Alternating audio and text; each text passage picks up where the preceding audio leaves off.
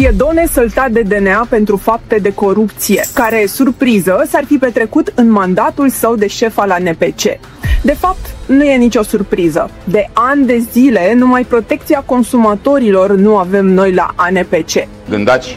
Da, gândaci. Vii și morți. Ci un show de prost gust și lupte între cocoși puși în fruntea instituției. ANPC trebuie desființat.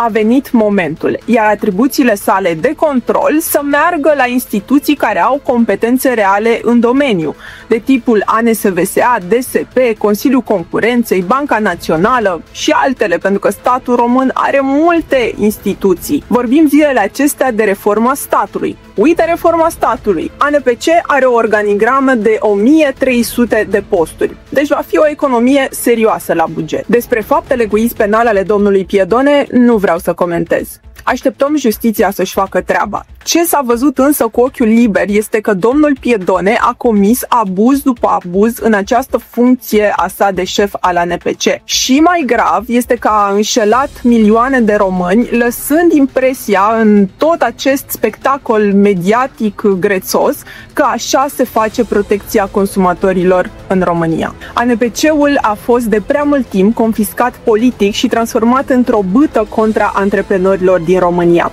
Sigur, dacă aceștia greșesc, trebuie să plătească. Nu există niciun dubiu acolo. Dar nu creând în mod fals impresia că șeful ANPC este cel mai feroce apărător al consumatorilor din România. Șeful ANPC părea că știe de toate, de la igiena alimentară, la energie, de la calculul dobânzilor, la sex shop-uri și multe alte trăznăi. E timpul să schimbăm macazul.